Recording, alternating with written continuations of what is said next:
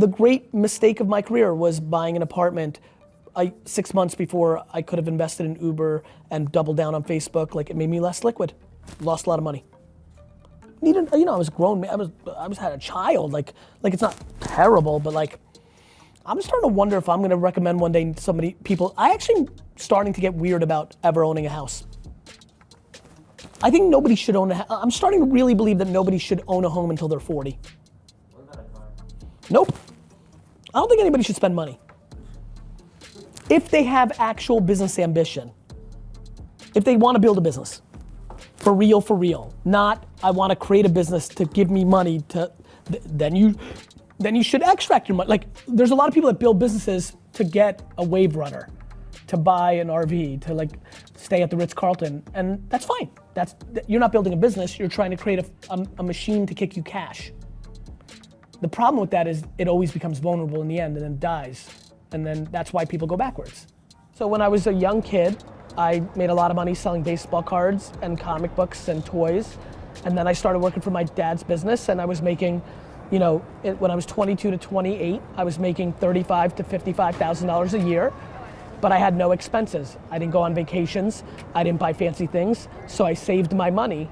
I saved my money, and then when I had hundreds of thousands of dollars. I didn't have millions, and by the time I was 33, 34, when I had that opportunity, I'd still not bought a home. I was still in an apartment. I was 33 years old, and I was renting.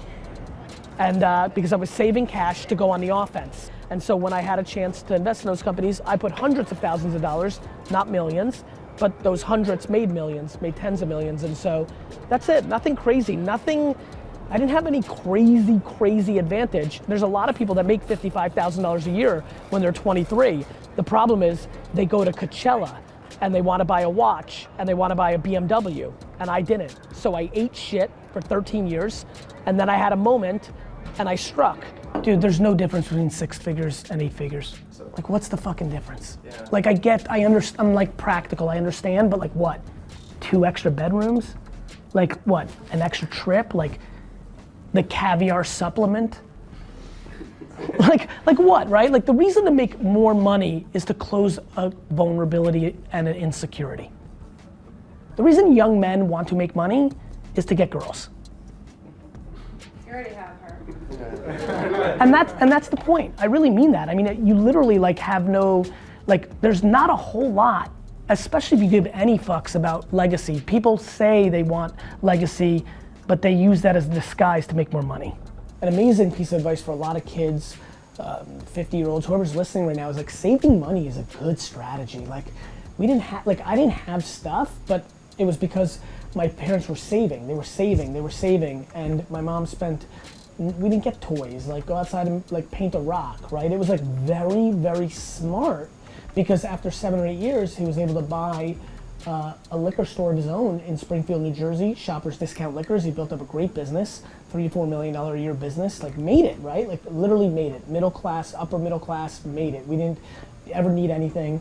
They didn't spend a lot, they're big savers, but we made it. And then I got dragged into it at 14, oldest son. A lot of people are just not practical. A lot of people taking money and instead of investing it back into their business, buying dumb shit. There was a whole lot of dumb shit buying downstairs today. There was. There was a bunch of people that bought shit to make money. That's good buying shit. There's a lot of people buying shit downstairs today to close the gap on insecurities they have.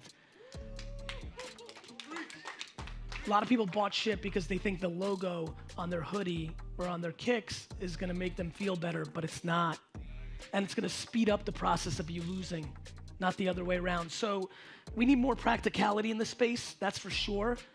But if you came to this, and clearly you did because we're here, but I'm talking to the people watching. If you came to this, you're fucking so much more ahead of people. People don't get it. You get it. Here's what you don't get. You fucking lack patience. All of you that just came through my booth, all your fucking questions, they all came down to the same shit. Too many of you talk about being it, but you're not living it. You wanna be about patience and hustle. It's fun to say, to me, it's fun to tweet that you're a fucking entrepreneur. It's a lot harder to bleed 15 hours a day, every day for 15 years. One of my best friends in the world, Dustin Singh, fourth row back, that man and I drove back from Mount Ida College the day we left college. We drove back, we yapped it up, reminisced, it was over. Reminisced, got to the parking lot around 3 o'clock that day, we hugged it out, he went on his way, took a train, I walked into the liquor store as a 22-year-old, and I talked to that man 5 to 15 times for the next 8 years. True? Fucking worked, was patient, fucking bled, grinded, for real. Not, now it's made up my narrative as an entrepreneur and it's cool. I lived it. There's not a lot of people that know it, but he does. He knows the truth. He knows in college, I went fucking home every weekend on the Amtrak, not Excel, I wasn't fancy back then, and fucking went and worked and I'd come back. I left for the weekends. I worked my face off and I learned my craft. Like how many hours? Like All of them. Like 24, no sleep. Like, you know, I slept, but like, I worked I'll give you a good example. There's not a lot of 20-year-olds who can say they worked every single Saturday of their entire 20s, period. I did.